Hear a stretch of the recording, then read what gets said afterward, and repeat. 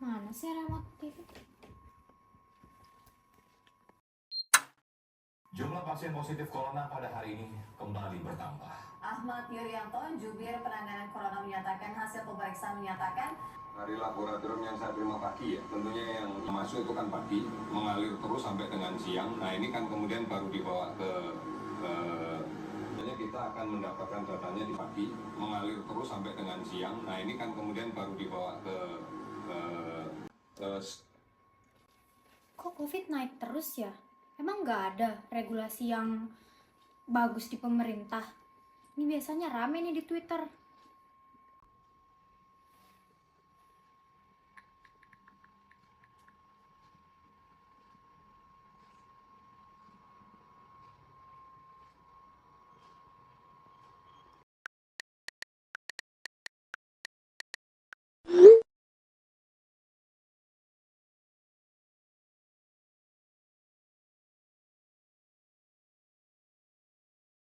Baik, Assalamualaikum warahmatullahi wabarakatuh.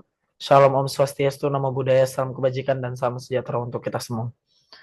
Sebelumnya, terima kasih atas kesempatannya untuk dapat berkumpul pada rapat online kita ini. Kita tahu kondisi kita sekarang sangat tidak memungkinkan untuk kita bertemu secara langsung, namun saya bersyukur kita semua dapat berkumpul dengan wadah media online ini di sini.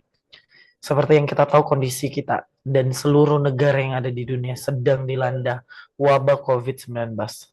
Dan kita menyadari berdasarkan segala tuntutan dan aspirasi yang sudah disampaikan oleh kelompok kepentingan serta pressure group pada rapat sebelumnya membuat kita tahu kita berada memiliki suatu kekurangan dalam menjalankan dan membuat sebuah kebijakan.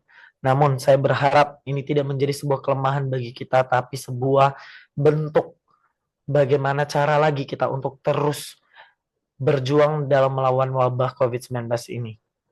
Namun, pada kesempatan kali ini saya mengundang Menteri Luar Negeri serta Menteri Perdagangan untuk kita dapat merumuskan bagaimana semestinya kebijakan yang kita keluarkan berdasarkan segala tuntutan yang sudah diberikan oleh pressure group serta kelompok kepentingan. Namun sebelumnya saya mau mengetahui mungkin posisi negara kita di ranah internasional yang pada kesempatan kali ini mungkin akan dijelaskan oleh Menteri Luar Negeri. Baik, terima kasih atas kesempatannya Bapak Presiden. Mohon izin untuk menanggapi dan juga memberi laporan terkait bagaimana situasi dunia internasional dan posisi kita Indonesia. Untuk perekonomian di tahap dunia, kita memang terbilang cukup kuat perekonomian kita di tengah wadah COVID-19 ini. Dan juga kemarin saya ingin merespon bagaimana seluruh kelompok kepentingan telah memberikan masukan kepada kita yang memang menjadi kekhawatiran mereka adalah yang pertama itu vaksinasi dan juga yang kedua adalah perekonomian terkait perdagangan. Mungkin nanti perdagangan bisa lebih lanjut oleh yang lebih pakarnya dari Kementerian Perdagangan. Jadi di sini saya lebih akan menjelaskan terkait vaksinasi dan juga kerjasama kita di dunia internasional.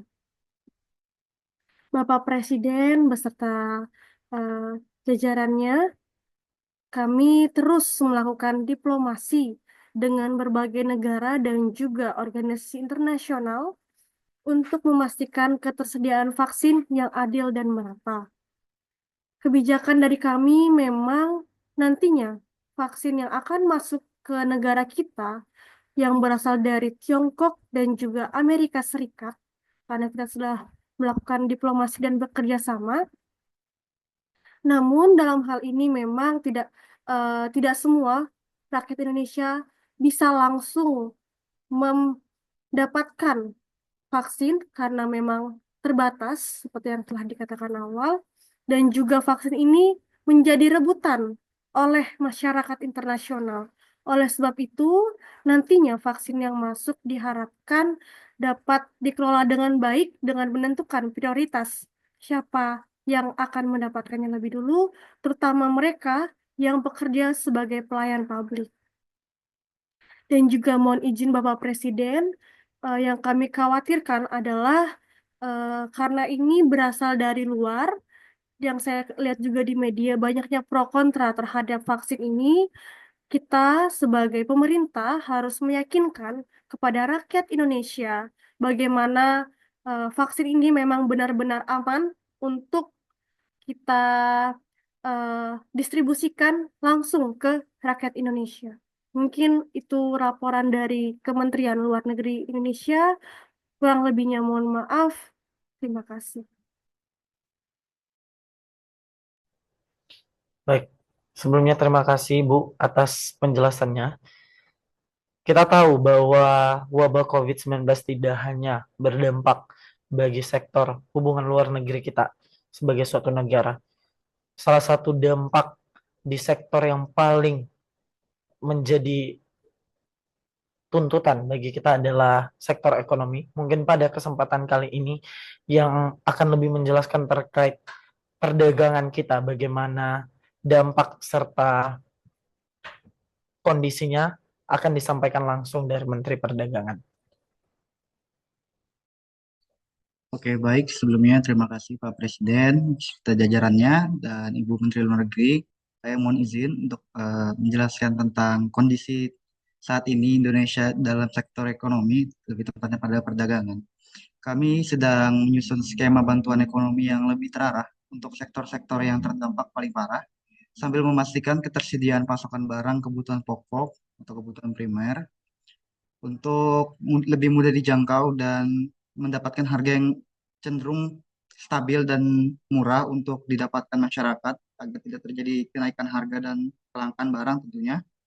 Dan meskipun angka kasus secara nasional ini menunjukkan tren penurunan, kewaspadaan tetap harus ditingkatkan dan mobilitas tinggi dan cakupan vaksinasi yang belum merata. Kita harus tetap lebih waspada. Dan kami juga menyadari bahwa pandemi ini membawa perubahan besar. Namun, krisis ini juga mendorong kita untuk berinovasi, beradaptasi, dan mempercepat transformasi ekonomi nasional ke arah yang lebih resilient dan berkelanjutan. Mungkin itu aja dari saya, Menteri Perdagangan. Kurang lebihnya, itu mohon maaf, Bapak Presiden dan beserta jajarannya, dan Ibu Menteri Luar Negeri. Itu aja dari saya. Assalamualaikum warahmatullahi wabarakatuh. Salam sehat. Baik, segala gagasan dan tuntutan yang sudah kita dengarkan, kita bahas bersama tentunya. Nantinya laporan-laporan yang sudah disampaikan juga tadi melalui Menteri Luar Negeri dan Menteri Perdagangan, nantinya akan disusun langsung di staf Kesekretariat Presidenan, dan nantinya saya berharap kita dapat mampu untuk melakukan press conference untuk memberikan transparansi bagi seluruh rakyat Indonesia tentang regulasi kebijakan tentunya yang akan kita buat, sehingga nantinya informasi serta regulasi kebijakan yang kita susun dapat turut dirasakan dan diketahui oleh seluruh rakyat Indonesia. Karena saya berharap ini sebuah wabah yang sangat besar, dan tentunya tidak hanya melalui pemerintah yang bergerak, dan tentu harus dari segala stakeholder dan paling penting masyarakat. Dari itu, mungkin saya mencukupi untuk pembahasan kita pada kali ini. Segera kita bersama dapat menciptakan regulasi kebijakan yang baik untuk negara kita. Sekian, terima kasih. Assalamualaikum warahmatullahi wabarakatuh. Shalom, Om Swastiastu, Namo Buddhaya, dan salam kebajikan.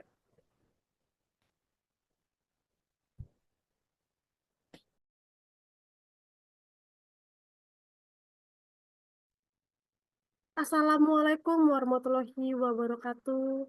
Shalom, Om Swastiastu, Namo Buddhaya, salam kebajikan, dan salam sehat untuk kita semua. Yang terhormat Bapak Presiden Republik Indonesia beserta jajarannya, dan juga yang saya hormati seluruh ketua kelompok kepentingan yang ada di Indonesia. Terima kasih atas kehadirannya kami ucapkan untuk kita sama-sama membahas dan menyampaikan kepada Bapak Presiden Republik Indonesia apa keresahan kita terhadap COVID yang telah kita hadapi bersama. Pertama-tama, marilah kita mendengarkan kata sambutan dari Bapak Presiden Republik Indonesia. Pada Bapak Presiden, dipersilahkan.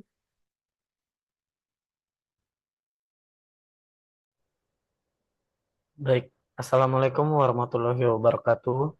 Shalom, Om Swastiastu, Namo Buddhaya, salam kebajikan, dan salam sejahtera untuk kita semua. Seperti yang kita tahu, kita, negara Indonesia, sedang menghadapi sebuah tantangan. Tantangan ini tidak hanya dirasakan Indonesia sebagai sebuah negara, tetapi negara-negara yang lain ada di dunia juga. Tantangan ini menuntut kita untuk saling bekerja sama dan saling bergandengan tangan untuk dapat merumuskan sebuah kebijakan agar nantinya dapat mempertahankan kepentingan nasional kita. Kita tahu wabah COVID-19 tidak hanya tersebar di Indonesia, tetapi seluruh negara yang ada di dunia juga ikut merasakan ini. Saya berharap dengan kehadiran dari saudara-saudari kelompok kepentingan dapat menyampaikan aspirasi sehingga kita bisa menggagas dan membentuk sebuah kebijakan demi kepentingan nasional kita. Sekian mungkin itu dari saya. Assalamualaikum warahmatullahi wabarakatuh. Shalom Om Swastiastu, Namo Buddhaya, salam kebajikan dan salam sejahtera. Terima kasih kepada Bapak Presiden Republik Indonesia. Selanjutnya, kita memberikan kesempatan buat Bapak Ibu sekalian yang ingin menyampaikan aspirasinya kepada Presiden dan juga pemerintahan Kabinet Merah Putih. Kepada partai oposisi, dipersilahkan. Ya, baik. Saya di sini dari perwakilan partai oposisi ingin menyampaikan bagaimana keresahan masyarakat saat ini terkait COVID-19. Pemerintah saat ini seharusnya bertindak lebih cepat dalam menangani pandemi yang saat ini terjadi. Transparansi data dan kebijakan lockdown yang saat ini sudah terjadi, serta lambatnya vaksinasi bisa menjadi bukti dari kegagalan pemerintah terkait COVID-19 ini. Efektivitas program vaksinasi yang masih jauh dari harapan. Masih banyak masyarakat yang saat ini kebingungan terkait distribusi vaksin dan bagaimana mekanisme pelaksanaan vaksinasi itu berjalan. Selain itu, saat ini saya juga mendengar bagaimana isu mafia peredaran vaksin itu juga mencuat menjadi isu lemahnya pengawasan pemerintah terhadap COVID-19 saat ini. Oposisi saat ini berkewajiban mengawal agar kerjasama bilateral negara lain berjalan transparansi dan akuntabel, sehingga tidak merugikan rakyat Indonesia. Kami menuntut adanya evaluasi menyeluruh terhadap perubahan strategi yang lebih efektif, karena hal ini dapat berpotensi melemahkan kepercayaan publik terhadap program pemerintah untuk COVID-19 saat ini. Baik, terima kasih atas penyampaiannya oleh partai oposisi. Selanjutnya, mohon izin Bapak Presiden, kita akan mendengarkan kembali aspirasi dari Pressure Group. Kepadanya dipersilahkan. Selamat pagi Bapak Ibu dan mohon izin Bapak Presiden, terima kasih atas waktu yang diberikan untuk saya untuk menyampaikan aspirasi kami. Mohon izin Bapak Ibu, kebijakan pembatasan kegiatan usaha yang diterapkan dalam beberapa waktu terakhir ini telah memukul sektor ekonomi secara keseluruhan Bapak Ibu dan khususnya anggota asosiasi kami. Kami sepenuhnya memahami dan mendukung upaya pemerintah dalam menekan penyebaran COVID-19 ini. Kesehatan masyarakat adalah prioritas utama. Kami datang di sini hari ini bukan untuk menentang kebijakan yang akan Bapak Ibu berikan, melainkan untuk menyampaikan bahwa kami membutuhkan solusi yang lebih terukur dan dukungan konkret agar bisnis kami tetap dapat bertahan di masa-masa sulit seperti ini, Bapak Ibu. Pembatasan yang berkepanjangan tanpa adanya mitigasi yang jelas dan bantuan yang memadai akan menyebabkan gelombang kebangkrutan dan hilangnya mata pencaharian dalam skala yang besar. Sektor pariwisata dan juga perhotelan mengalami penurunan okupansi sehingga mencapai di bawah 10%.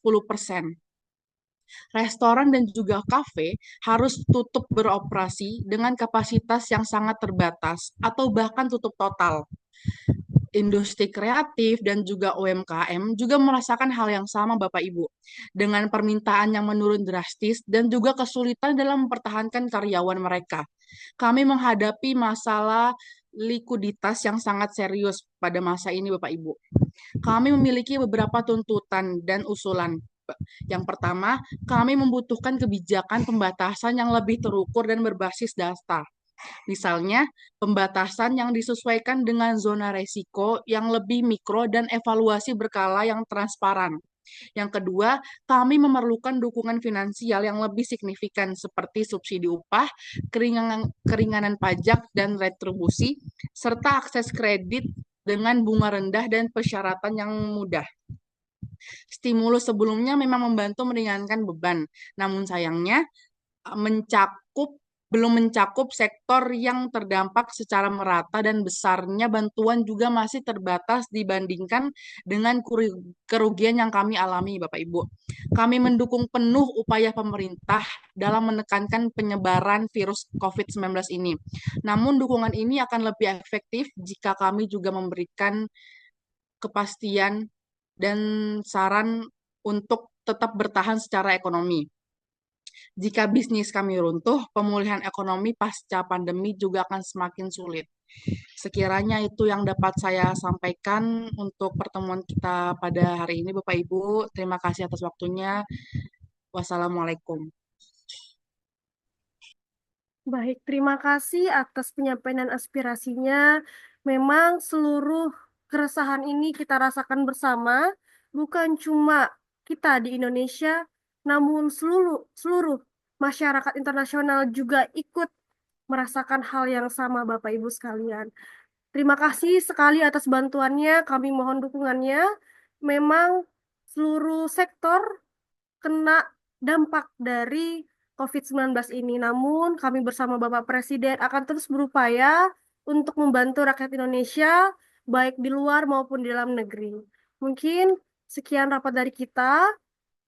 Terima kasih banyak. Wassalamualaikum warahmatullahi wabarakatuh. Om Santi Santi Om. Salam sehat untuk kita semua.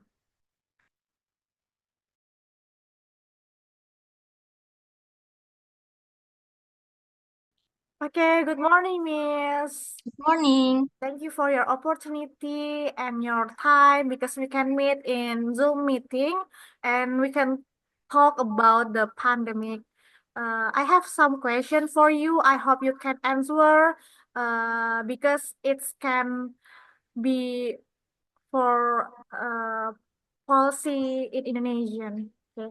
The Okay. first question is WHO has issued guidelines related to COVID-19. Could you explain how these guidelines help countries in managing the pandemic? Of course, so WHO has published detailed technical guidance so that each country can develop its own national action plan tailored to their specific circumstances.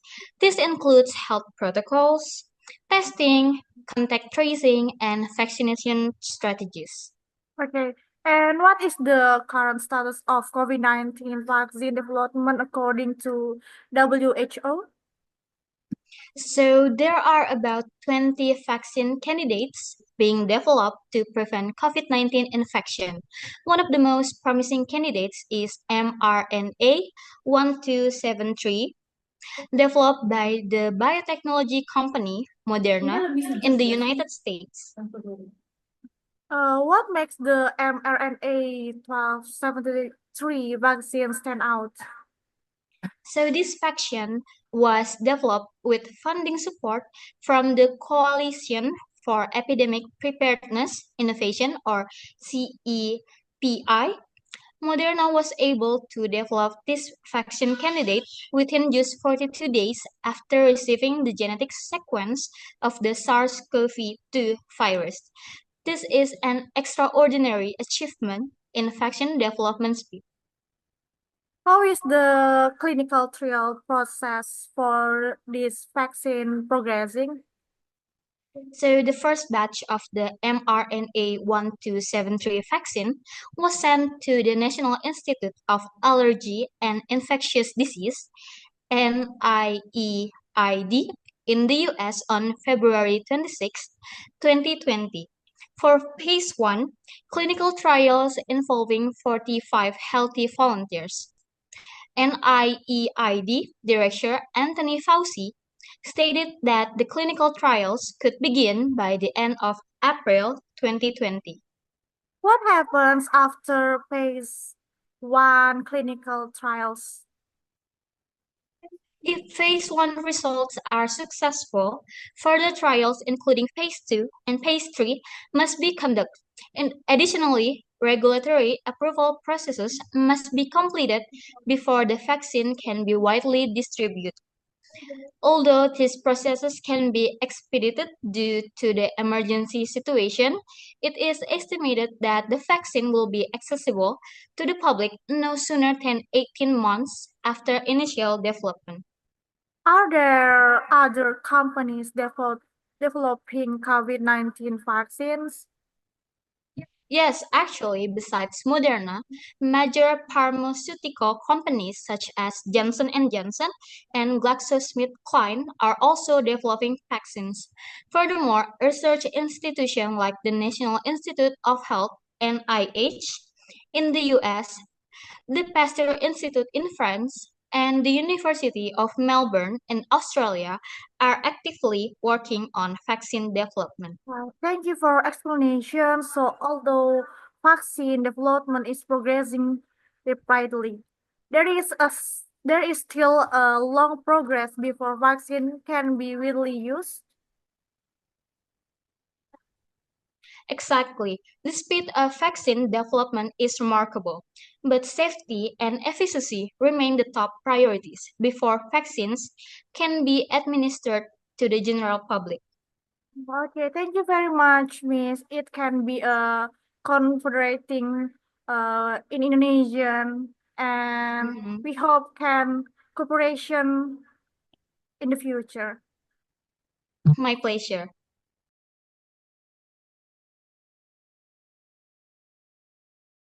Baik, Assalamualaikum warahmatullahi wabarakatuh, para tamu sekalian.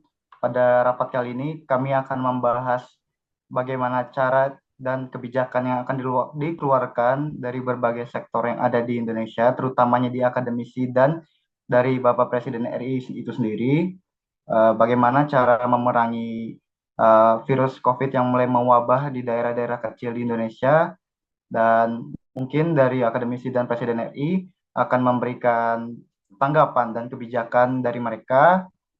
Salam hangat dari teman-teman akademisi dan Bapak Presiden RI yang saya hormati. Dimohon untuk memberikan tanggapan dan kebijakan terhadap virus COVID-19 yang mulai mewabah di daerah-daerah Indonesia. Dipersilakan. Terima kasih. Baik, terima kasih atas kesempatannya. Yang saya hormatin Bapak Presiden Republik Indonesia dan juga Bapak Menteri Perdagangan Republik Indonesia. Terima kasih atas kesempatannya sekali lagi saya ucapkan. Di sini saya sebagai akademisi memang melihat bahwa pandemi ini sangat-sangat berdampak bagi perekonomian karena beberapa kebijakan dari pemerintah yang menerapkan lockdown.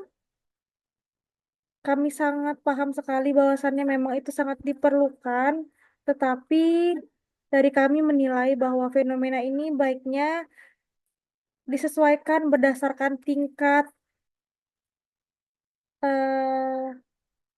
jumlah korban yang terjangkit penyakit tersebut, agar perekonomian kita tetap terus berjalan, terutama tempat-tempat yang memang dirasa masih zona aman, itu masih bisa melaksanakan perekonomiannya, tetap bisa berproduksi agar tetap terjalan perdagangan yang ada di Indonesia.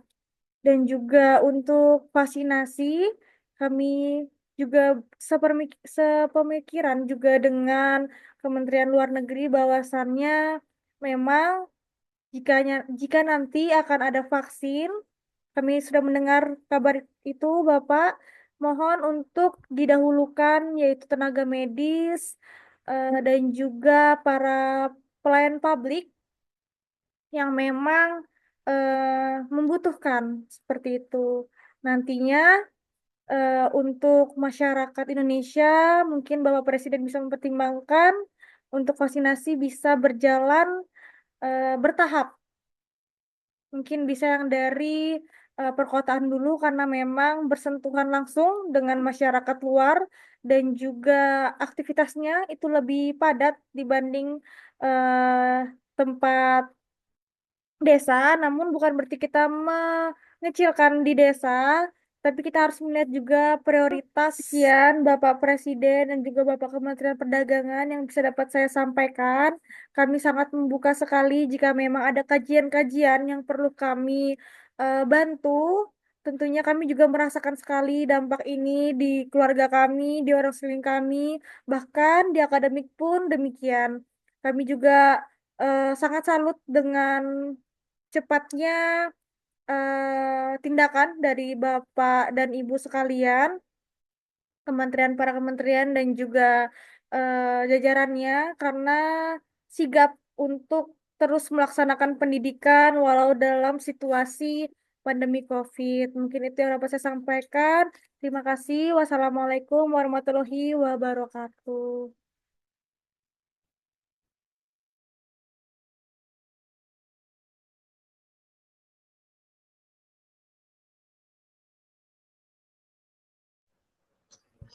Baik, Assalamualaikum warahmatullahi wabarakatuh. Shalom Om Swastiastu, Namo Buddhaya, salam kebajikan dan salam sejahtera untuk kita semua. Pertama-tama, saya sangat berterima kasih tentunya antusias dari seluruh akademisi yang ada di Indonesia yang mau membantu serta menganalisis kebijakan bagaimana dan apa tindakan harus kita lakukan untuk menghadapi wabah COVID-19 ini. Tentunya berdasarkan penjelasan yang sudah disampaikan oleh seluruh akademisi, tentunya pada saat ini diwakili oleh Ibu Rina, kami akan mempertimbangkan dan menganalisis lebih lagi terkait kebijakan yang akan dikeluarkan untuk negara kita. Tentunya kalau kebijakan ini memiliki dampak positif, saya sendiri akan mengeluarkan kebijakan presiden untuk menghadapi tantangan wabah COVID-19 ini. Saya berharap dari seluruh stakeholder, tidak hanya akademisi, tentunya juga masyarakat dapat bergandengan tangan, bahu-membahu untuk kita bersama menghadapi COVID-19. Mungkin itu saja dari saya, dan Assalamualaikum warahmatullahi wabarakatuh. Shalom Om Swastiastu, Namo Buddhaya, salam kebajikan. Dan juga Bapak Kementerian Perdagangan yang bisa dapat saya sampaikan. Kami sangat membuka sekali jika memang ada kajian-kajian yang perlu kami bantu. Tentunya kami juga merasakan sekali dampak ini di keluarga kami, di orang sekeliling kami, bahkan di akademik pun demikian. Kami juga sangat salut dengan cepatnya tindakan dari Bapak dan Ibu sekalian, para kementerian dan juga jajarannya, karena sigap untuk terus melaksanakan pendidikan walau dalam situasi pandemi COVID. Mungkin itu yang dapat saya sampaikan. Terima kasih. Wassalamualaikum warahmatullahi wabarakatuh.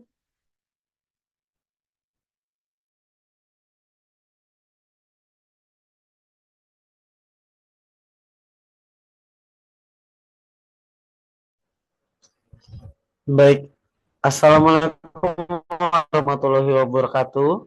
Shalom Om Swastiastu, Namo Buddhaya, salam kebajikan dan salam sejahtera untuk kita semua.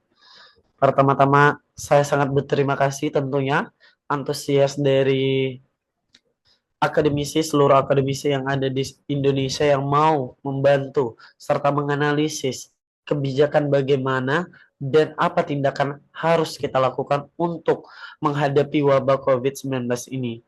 Tentunya berdasarkan penjelasan yang sudah disampaikan oleh seluruh akademisi, tentunya pada saat ini diwakili oleh Ibu Rina, kami akan mempertimbangkan dan menganalisis lebih lagi terkait kebijakan yang akan dikeluarkan untuk negara kita. Tentunya kalau kebijakan ini memiliki dampak positif, saya sendiri akan mengeluarkan kebijakan presiden untuk menghadapi tantangan wabah COVID-19 ini.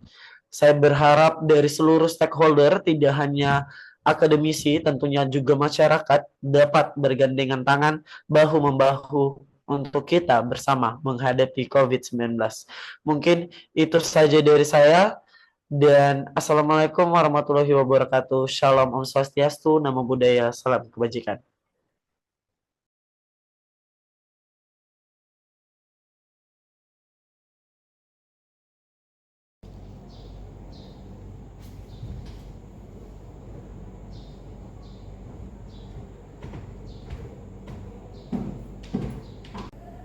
Assalamualaikum warahmatullahi wabarakatuh. Shalom, Om Swastiastu, Namo Buddhaya, salam kebajikan, dan salam sejahtera.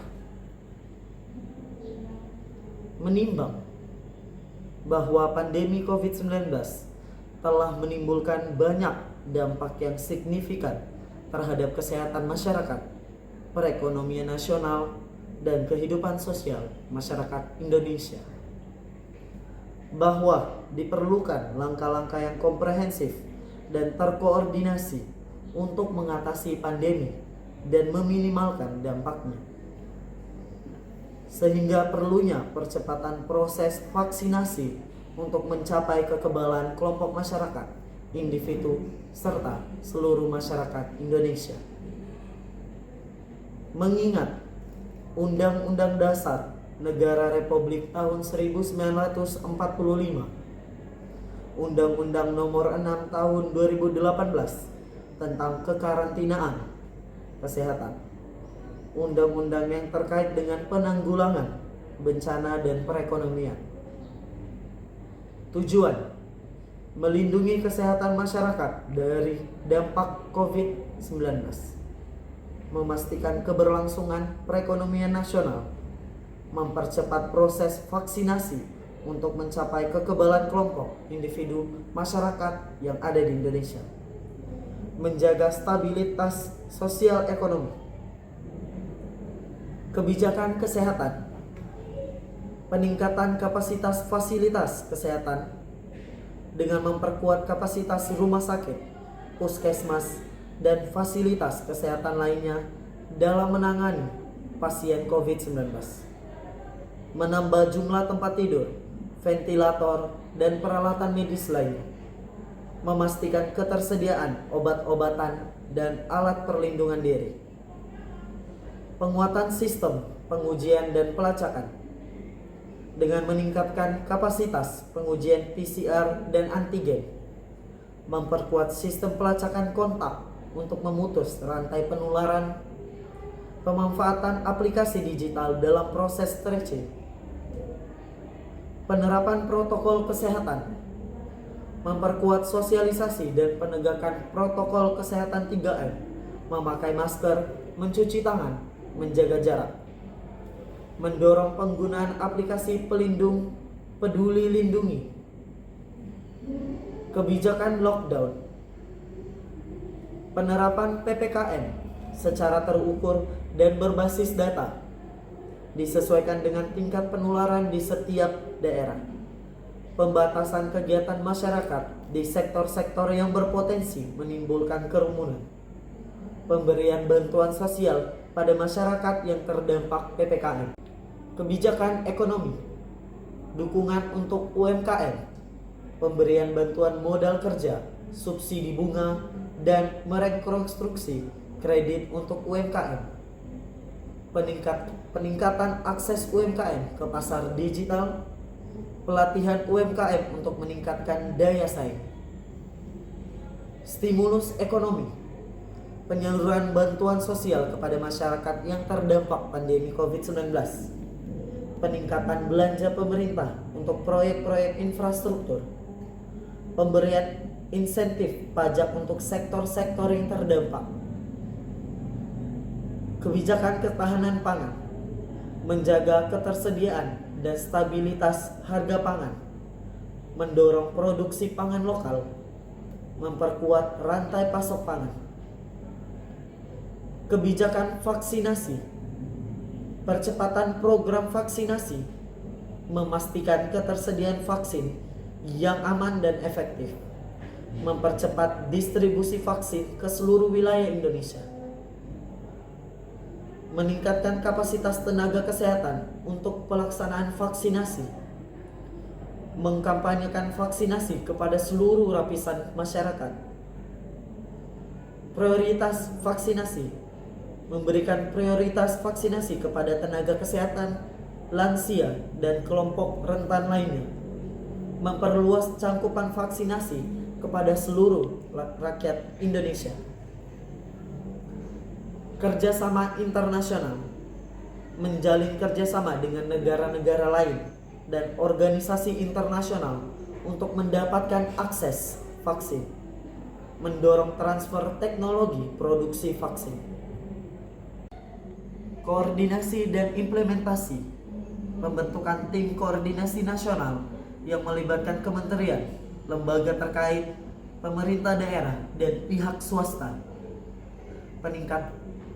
peningkatan koordinasi antara pemerintah pusat dan daerah dalam pelaksanaan kebijakan, monitoring dan evaluasi secara berkala terhadap pelaksanaan kebijakan, transparansi dan akuntabilitas dalam penggunaan anggaran penanganan pandemi COVID-19. Penutup, kebijakan ini berlaku sejak tanggal ditetapkan. Kebijakan ini akan dievaluasi secara berkala dan disesuaikan dengan perkembangan situasi pandemi COVID-19. Demikian, Assalamualaikum warahmatullahi wabarakatuh. Shalom, Om Swastiastu, Nama Budaya, salam kebajikan, dan salam sejahtera untuk kita semua.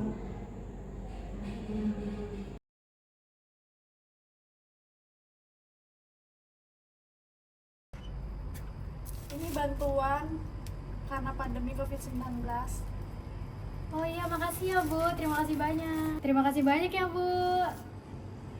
Baik Ibu, mari duluan. Iya.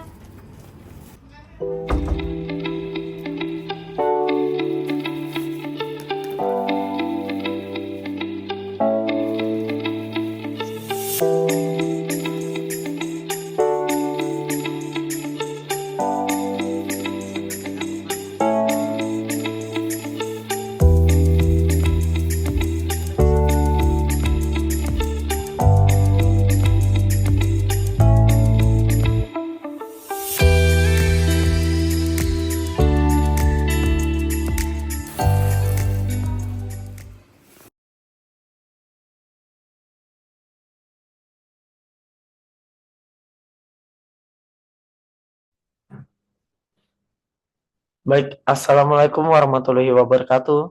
Shalom, Om Swastiastu, Nama Budaya, salam kebajikan dan salam sejahtera untuk kita semua. Pertama-tama saya ucapkan terima kasih kepada seluruh pihak, lembaga, serta masyarakat yang sudah terlibat secara langsung dalam menanggapi serta bekerja sama untuk menanggapi kasus COVID-19. Seperti yang sudah kita lakukan, kemarin kebijakan Presiden sudah dikeluarkan untuk menindaklanjuti wabah COVID-19. Tentunya dan harapan dari kebijakan Presiden yang sudah keluar ada kemajuan serta dampak positif yang dapat dirasakan khususnya masyarakat Indonesia.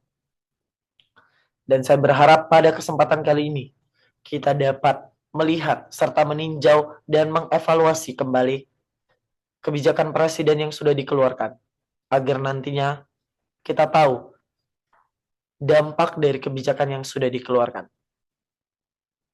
Pada kesempatan kali ini, mungkin sebelumnya kita mendengarkan penjelasan dari Menteri Luar Negeri yang pada kesempatan kali ini sudah membersamai. Baik, mohon izin Bapak Presiden dan juga beserta hadirin yang hadir pada hari ini. Pertama-tama, kami dari Kementerian Luar Negeri telah mengadakan evaluasi internal terlebih dahulu pada kementerian kami. Lalu yang bisa saya sampaikan di sini adalah tantangan dan kendala yang mungkin bisa menjadi evaluasi kita juga untuk menghadapi COVID-19 ke depannya. Yang pertama itu adalah dinamika perubahan kebijakan di berbagai negara. Kita tahu semuanya bahwa yang merasakan COVID-19 ini bukan cuma negara kita, tapi juga seluruh negara di dunia. Maka terjadilah dinamika perubahan kebijakan di berbagai negara. Kebijakan pembatasan perjalanan, karantina, dan protokol kesehatan di setiap negara sangat dinamis dan seringkali berubah dalam waktu yang singkat. Hal ini menyulitkan kami dalam menyusun segala sesuatunya, terutama regulasi-regulasi dan kerjasama luar negeri.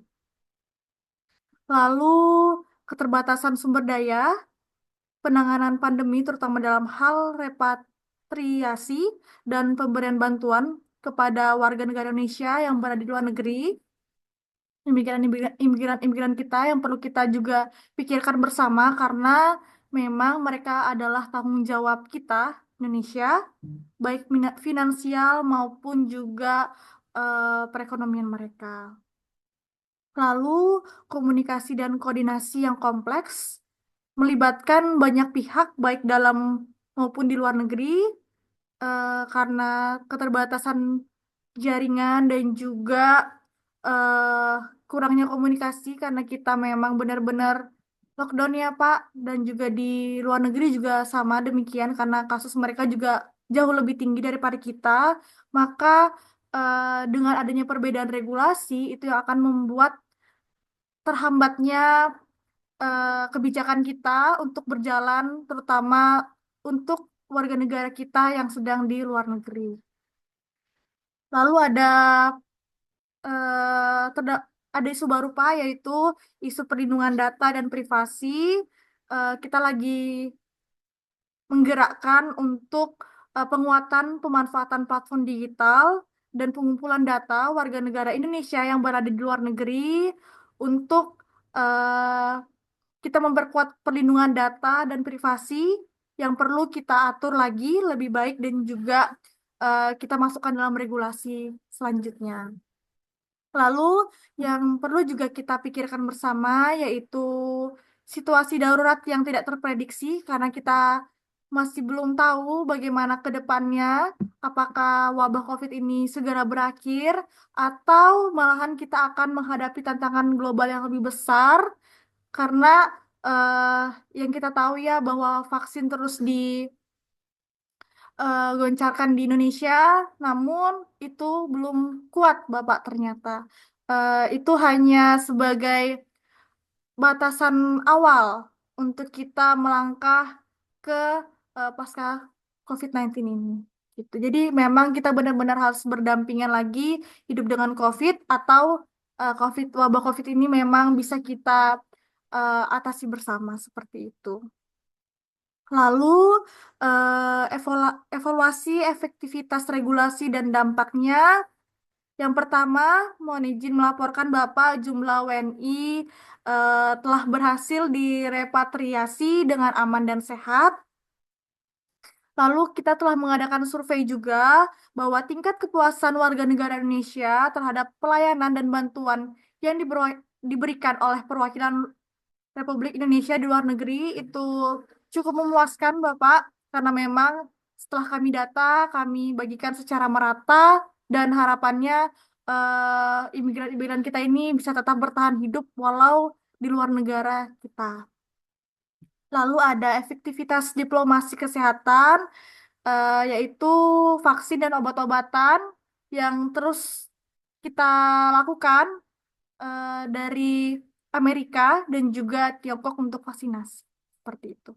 Lalu ada kelancaran koordinasi lintas sektoral dalam penanganan isu-isu terkait pandemi. Jadi yang tadi saya sampaikan bahwa itu juga telah menjadi evaluasi dan sebelum dilakukannya evaluasi ini telah kita perbaiki Bapak untuk koordinasi lintas sektoral ini. Lalu citra kita juga di mata internasional dapat terbilang baik karena kita memang benar-benar bersama-sama, intinya kita mengutamakan yang namanya kerjasama internasional. Mungkin itu yang dapat saya sampaikan dalam evaluasi dari Kementerian Luar Negeri. Kurang lebihnya mohon maaf. Saya akhiri. Wassalamualaikum warahmatullahi wabarakatuh. Om Santi Santi Om. Salam sehat buat kita semua.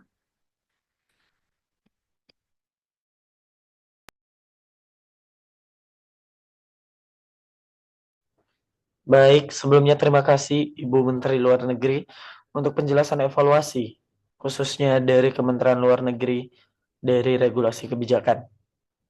Baik, kita tahu tentu dampak COVID-19 tidak hanya berfokus di hubungan luar negeri kita, pasti tentunya dampak COVID-19 ini berdampak pada sektor ekonomi kita.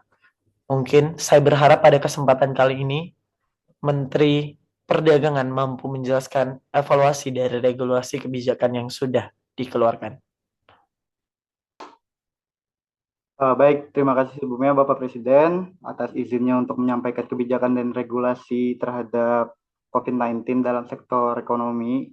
Dalam menghadapi pandemi COVID-19, Kementerian Perdagangan Republik Indonesia mengambil peran strategis untuk menjaga stabilitas ekonomi nasional, khususnya di sektor perdagangan. Sejak awal pandemi, berbagai kebijakan cepat dan adaptif diterapkan guna untuk memastikan kelancaran distribusi barang, menjaga stabilitas harga, serta mendukung pelaku usaha terutama usaha mikro, kecil, dan menengah atau UMKM kita. Salah satu langkah utama adalah menjamin ketersediaan dan distribusi bahan pokok di seluruh wilayah Indonesia. Kementerian Perdagangan bekerja sama dengan berbagai pihak, termasuk pemerintah daerah, pelaku distribusi, dan pelaku usaha, untuk mengatasi hambatan logistik yang timbul akibat pembatasan mobilitas. Selain itu, penetapan harga eceran tertinggi pada sejumlah komoditas strategis dilakukan untuk menghindari lonjakan harga yang merugikan masyarakat.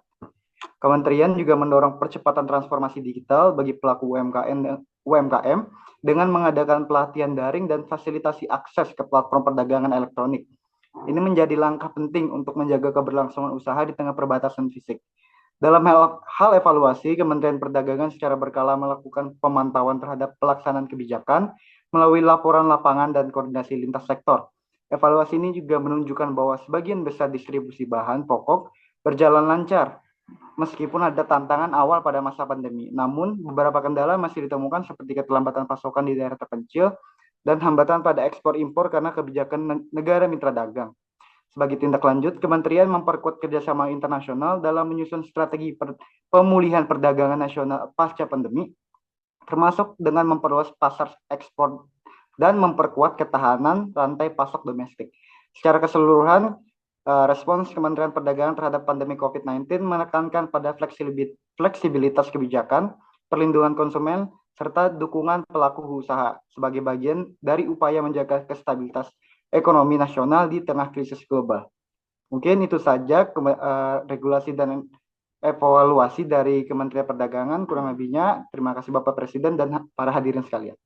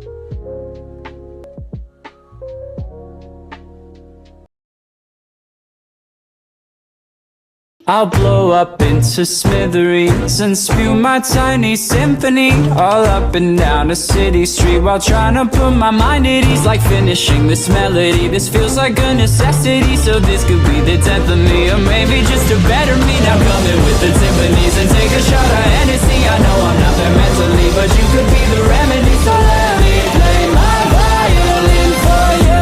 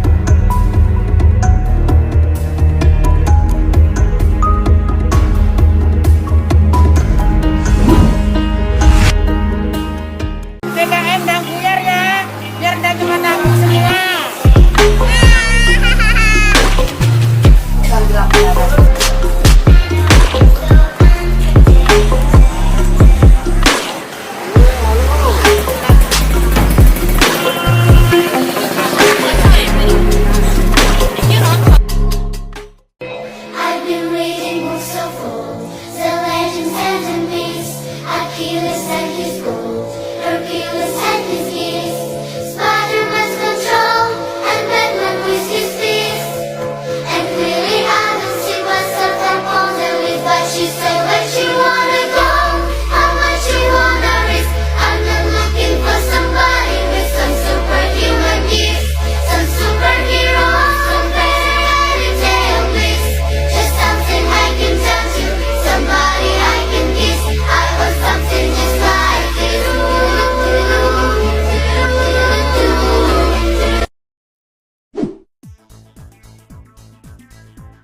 Ekonomi Indonesia tetap mampu mencatatkan pertumbuhan di tengah pandemi COVID-19.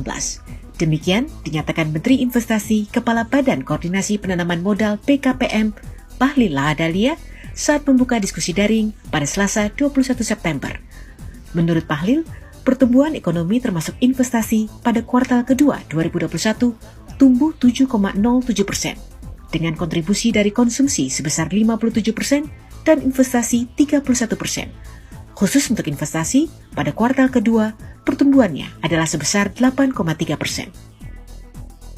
Kami dari dalam negeri selalu berupaya untuk melakukan pembenahan dalam konteks memberikan kepastian bagi para investor, memberikan kemudahan, memberikan transparansi dan efisiensi. Undang-Undang Cipta Kerja yang merupakan satu tindakan revolusioner terhadap reform undang-undang untuk bagaimana bisa memudahkan dunia usaha telah kita implementasikan. Dari target Kementerian Investasi BKPM, yakni sebesar 900 triliun rupiah pada kuartal kedua, saat ini sudah tercapai sebesar 49,6% dengan foreign direct investment atau investasi yang berasal dari luar negeri atau pihak asing sebesar 50,5%.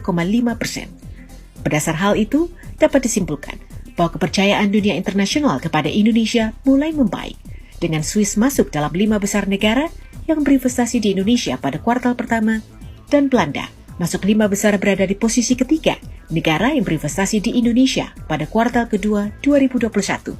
Tim Kantor Berita Antara mewartakan.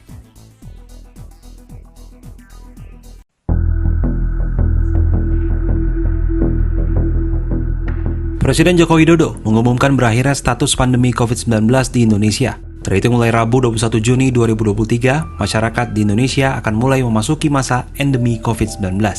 Pengumuman ini disampaikan Jokowi dalam keterangannya secara virtual Rabu 21 Juni 2023. Jokowi menyebut keputusan ini diambil setelah mempertimbangkan angka konfirmasi positif COVID-19 yang mendekati nihil. Selain itu, hasil sero survei juga menunjukkan 90% masyarakat telah memiliki antibodi atau kekebalan terhadap COVID-19. Ditambah lagi, Organisasi Kesehatan Dunia atau WHO juga telah mencabut status darurat COVID-19. Walaupun demikian, saya meminta masyarakat untuk tetap berhati-hati serta terus menjalankan perilaku hidup sehat dan bersih. Tentunya dengan keputusan ini, pemerintah berharap perekonomian nasional akan bergerak semakin baik dan meningkatkan kualitas kehidupan sosial ekonomi masyarakat. Sejak diumumkan kasus pertama COVID-19 di Indonesia pada 2 Maret tahun 2020, ratusan ribu jiwa telah meninggal akibat COVID-19. Berdasarkan data dari Kementerian Kesehatan pada Kamis 21 Juni 2023, lebih 6 juta orang terinfeksi COVID-19, dengan jumlah angka kematian mencapai 161.844 jiwa.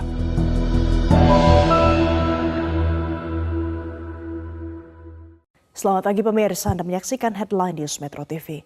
Setelah 3 tahun lebih melawan COVID-19, Presiden Joko Widodo akhirnya secara resmi mengumumkan pencabutan status pandemi COVID-19 dan memberlakukan status endemi. Keputusan ini diambil berdasarkan laporan harian kasus COVID-19 yang mendekati nihil.